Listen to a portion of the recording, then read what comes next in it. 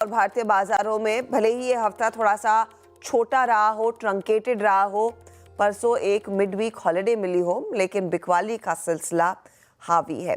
और आप कह सकते हैं कि एक के बाद एक अलग अलग कारण लोग ढूंढ रहे हैं और वो बिकवाली हावी हो रही है। कल 23,500 के आसपास शुरुआत की उम्मीद जरूर थी, लेकिन वो अदानी का झटका था जो मार्केट को नीचे ले गया। इनफैक्ट 23,263 तक के लेवल्स निफ्टी में लो के तौर पर बनते हुए दिखाई दिए और वहां से अगर हम रिकवर कर भी गए तो करीब करीब 23,350 के आसपास मामला जाकर टिका है।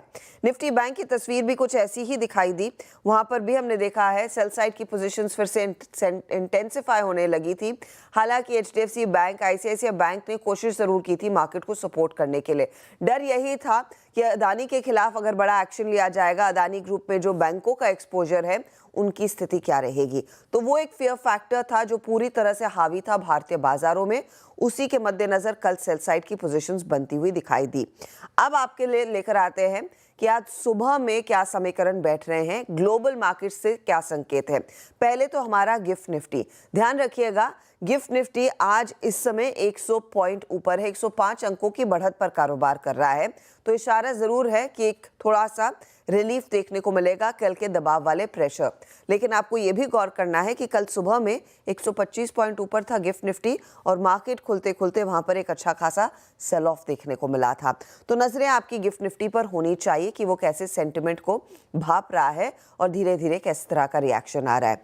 दूसरी तरफ ग्लोबल मार्केट्स की तस्वीर आपके लिए पेश करेंगे। हॉर्मस से जानेंगे कि एग्जैक्टली ओवरनाइट अमेरिका में क्या हुआ है, कल के सेल ऑफ के बाद क्या स्थिति उभर कर आ रही है इंडाइसिस पर, ये वीरू आपको समझाएंगे और मैं आगे आपको बताऊंगी कि आज के लिए वो कौन से स्टॉक्स हैं जो आप फोकस में रखें। लेकिन पहले आपके लिए लेकर आते हैं तब और अब का डेटा। कल जब हम मार्केट क्लोज कर रहे थे तो किस तरह का इशारा था डाउ फ्यूचर से, कच्चे तेल से, बॉन्ड यील्ड एक्सेट्रा से, वो आपकी स्क्रीन पर आ जाएगा। तो डाउ लगभग उस समय करीब 78 अंकों की गिरावट पर ट्रेड कर रहा था, नियरली 43,469 के लेवल्स पर था। लेकिन अगर आप इस समय डाउ फ्यूचर्स देखेंगे तो काफ़ी तस्वीर बदल चुकी है। इनफैक्ट एक पुल बैक आया वहाँ पर, तो 43,977 तक के लेवल्स। नैस्डैक में स्थिति बेहतर होती हुई दिखाई दी। S&P कल क्लोज दिखा रहा था या फिर कल जब हम क्लोज कर रहे थे कि थोड़ी सी नरमी रहेगी, वहाँ से एक रिस्पाइट बनता हुआ दिखाई दिया है। दूसरी तरफ आप 10 ईयर बॉन्ड यील्ड देखिए, 4.39% के आसपास कल हम छोड़कर गए थे, उसी के आसपास मेरे ख्याल में अभी भी 4.41% के लेवल्स देखने को मिले हैं।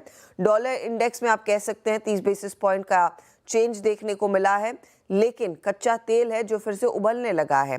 73.66 पर कल हम इसको छोड़कर गए थे, एटलीस्ट हमारी क्लोजिंग पर, इक्विटी मार्केट्स की क्लोजिंग पर इस समय $74 के ऊपर ट्रेड करता हुआ दिखाई दिया है और सोने में भी वैसी ही चमक बनती हुई दिखाई दे जरूर रही है।